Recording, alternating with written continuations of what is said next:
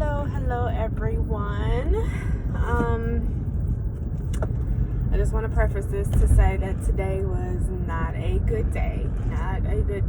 And I haven't had one of these in a while. So it just came out of nowhere. So everything has been going really well for me. Really good. I started a new position. I just had a birthday. Just bought a new house. So as 2020 rolls, and 2020 was just a really tough year. Really tough year. With everyone, you have to look and see the jewels that definitely God has laid out for us, even when it seems like everything around us is clashing. So, but today was just a day that, I was literally at work, and the pressures of the job just felt heavily weighed on me, that everything else started to heavily weigh on me as well. And so I just had a breaking point today, to where I was just like, it's so tough being a single mom of one. I'm a single mom of one. I'm sure it's tough being a single mom of 3, 4, 5, because when you have situations like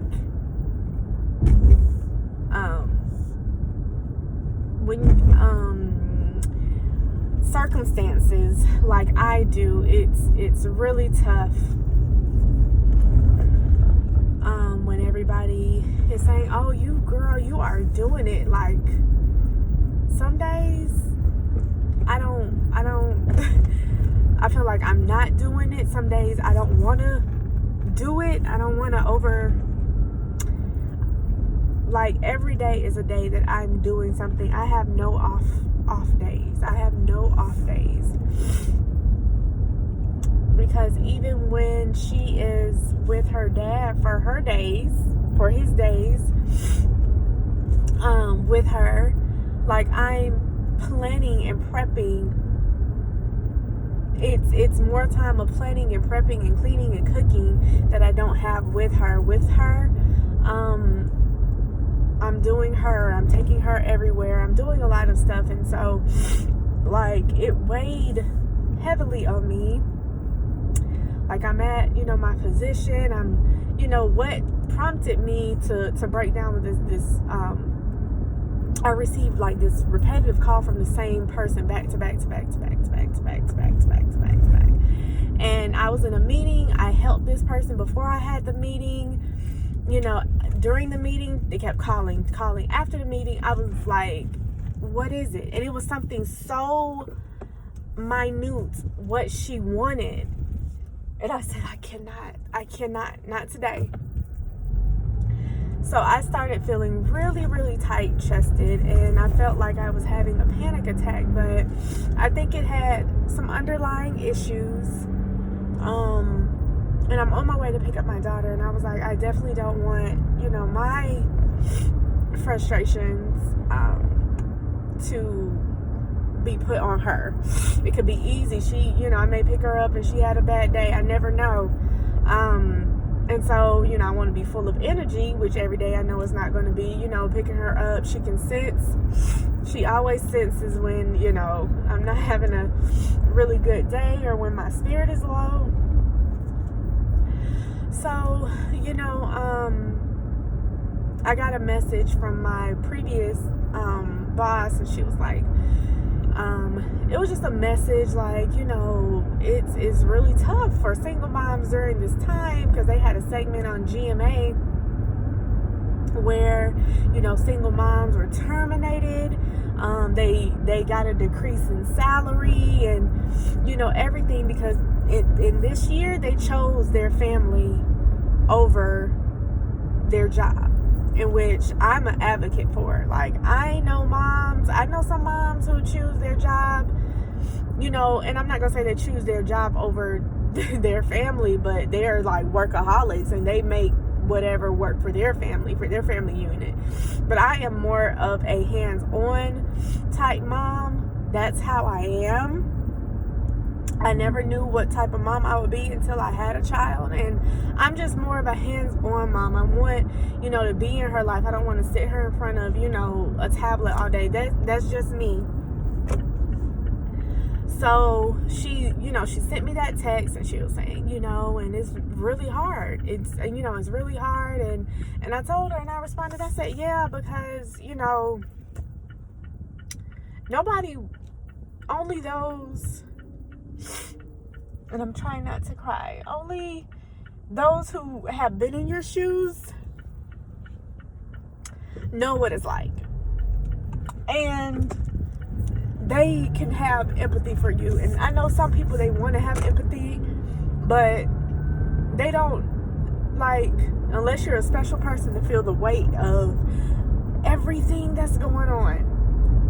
It's hard. It's really, really hard. And so, you know, me personally, you know, I just, you know, moved in to a beautiful house. You know, that whole process was a testimony too. Then I had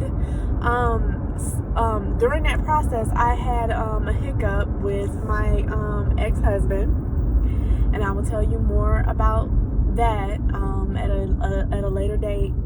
And it was a big hiccup. It's not like one of these little, you know, hiccups. It was a big deal to me.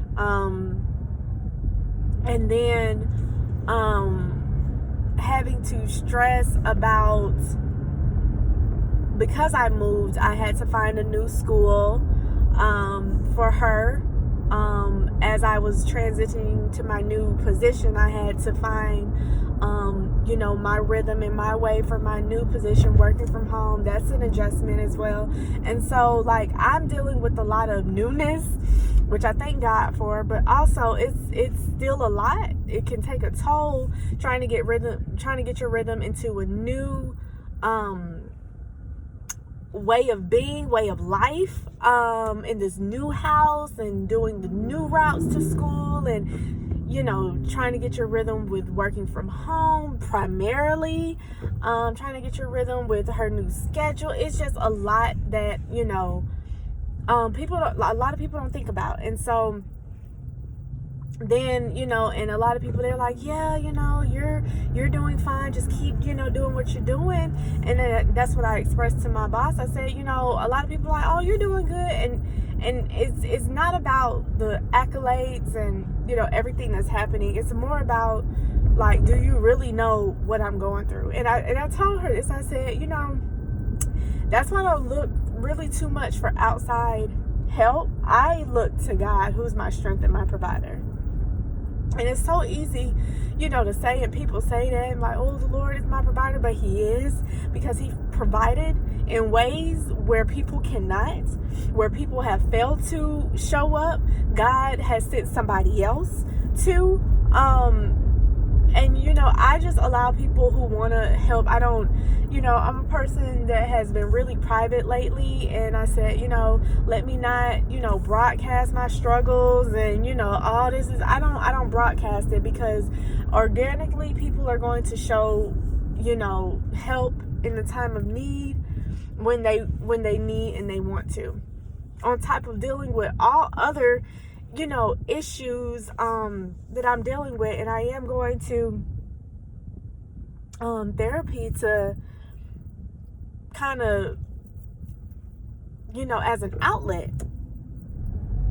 But it just made me realize, like, I'm doing this by myself. And, you know, not to knock, if you are a single mom or a single dad who has somebody who you have the other parent in their life, and they are doing an absolute great job. I applaud your life. I applaud the lives of, married couples who have children who do it together, because I've been in a marriage where I was doing it by myself. I've been in a marriage where, you can have two parents in the home, but one of them is like physically there, but they are absent. And so, and now I feel it to where or her dad, not involved.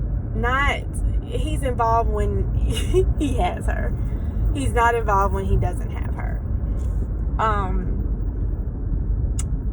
A really quick story about, something recent. I, with the decision, and I included him, I said, hey, here are the schools that I'm looking for, and it's up the street from where I live, because the school would like you to be, closed in case of there an emergency. So within, 30 minutes, but it's up the street from me. It helps me in my commute and waking her up and, all of that. And so, he said, he didn't have any preference and, everything.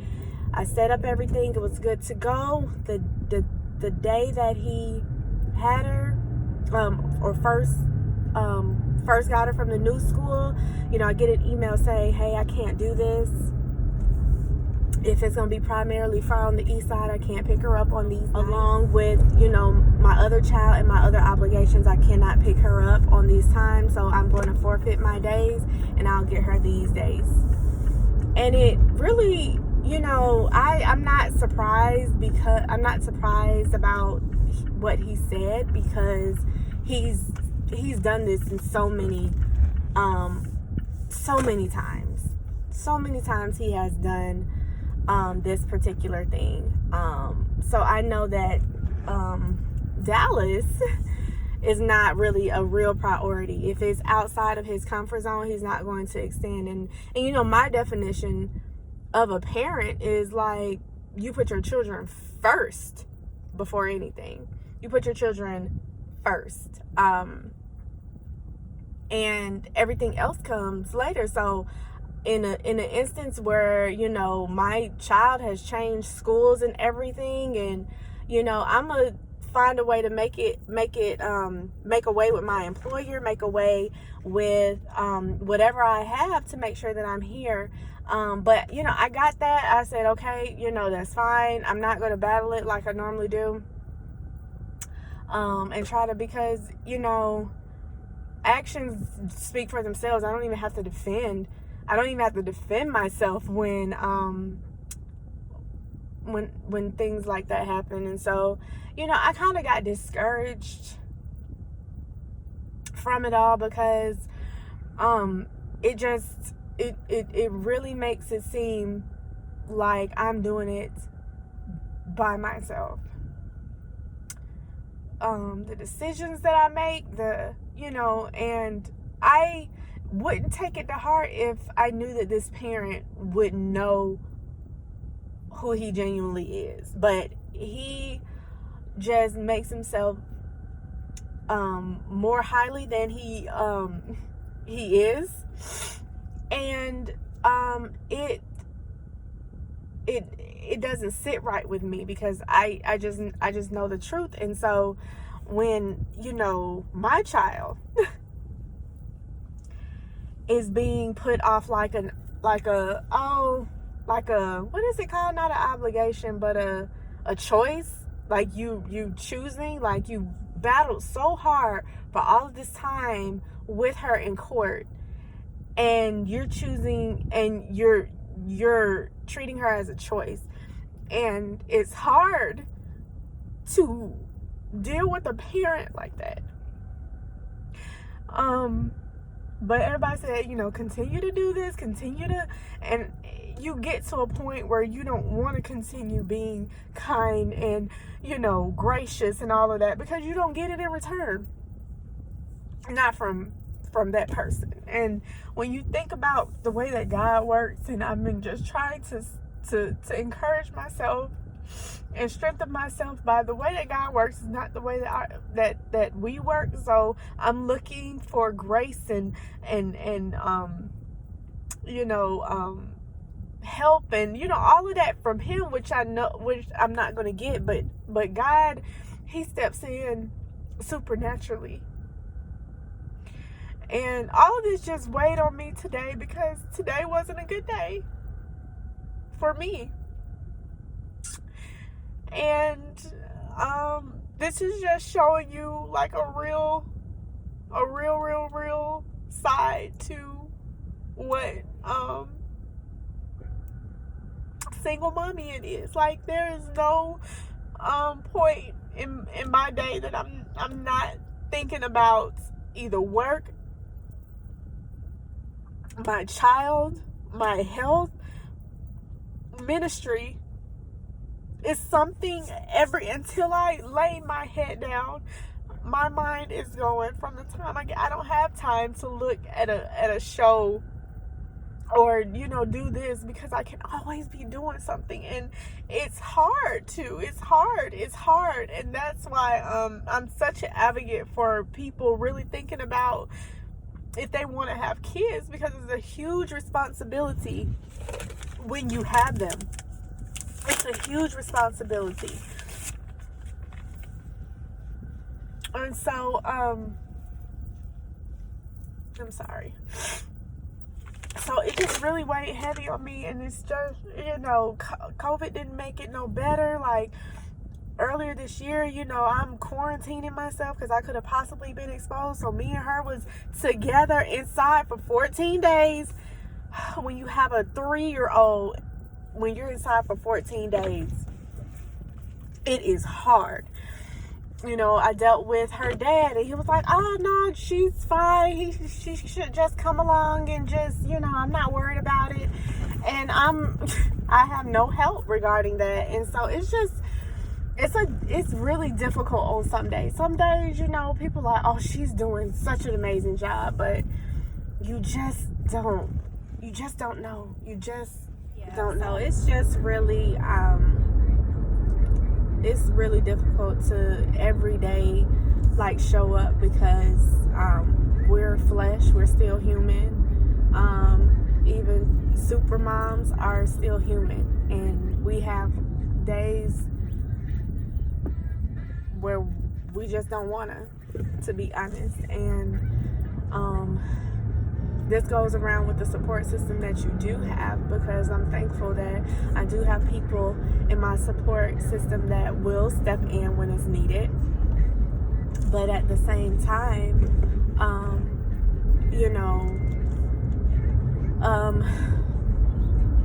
it most times it feels like I'm doing this alone. And I just pray to God that I make the correct decisions regarding her, and the correct decisions for her moving forward, because it's difficult to deal with all of the aspects of life, and try to maintain a home and try to maintain some type of sanity. And so today at my desk, I just sat there and I cried, because it just all broke down. Like, it was noon, and I just said, it's a lot. And I definitely don't want to, like I said, take it out on her. She don't deserve none of that. She don't deserve to carry the burdens that I carry. She deserves to be a child. She deserves to be a child, and that's what I do. It's been very, very difficult to navigate. When I was married, it was difficult to navigate. When I was divorcing, it was difficult to navigate post-divorce, and it's difficult to navigate now, post the big thing that happened to me a couple of months back. And so I just thank God for sanity, because some people are not able to. Some moms, have given their children up to family members. Thank God that they did, because some parents just neglect. So, but getting my strength from the Lord to help me cope with day-to-day anxiety, fears, all of that stress is what has really helped me. And I know it's cliche to say, like, oh, the Lord has helped me, but I just can't describe how he has helped me. But I know that when I look back, I see the Lord's strength. I see the Lord's strength strengthening me in on days when I knew I was going to give up. I knew I was going to break. I knew that I was going to yell and, act out and all of that.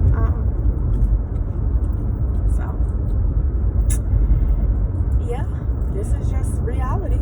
It is reality. It is reality. And every day is not, people look at my life like, is every day sunshine and roses? No, there are days I cry. There are days that I cry. There are days, but I wake up with so much, as what God has called me, resilient. The bounce back is real. Like, anything that has hit me and pushed me back, the bounce back has been real in my life. And that's because God has enabled me to do. He's enabled me to pray for the people that hurt me in my prayers. He has enabled me to do so, even when I didn't want to. He's enabled me to do that while I was praying. And it's hard to. When you know you have a real enemy, it's hard to pray for that person. It is hard. But it's only God who enables me. He makes it so easy. He makes it so easy. So I've dealt with a lot of enemies this year that has tried to break. I call COVID an enemy. COVID is an enemy. That has tried my gangster. That has tried to, break me down. The devil is the real enemy. But he uses things and people to get you to a place away from where God has called you. But I keep bouncing back. Yep. I keep bouncing back, and the devil like, dang, again? Like, I'm sure that it was going to take her out. Nah. So, facing reality is what I deal with. I pray that I do get better as the night and the evening continues. I pray that whatever is beyond this breakdown is good. And good for me. Thank y'all for listening.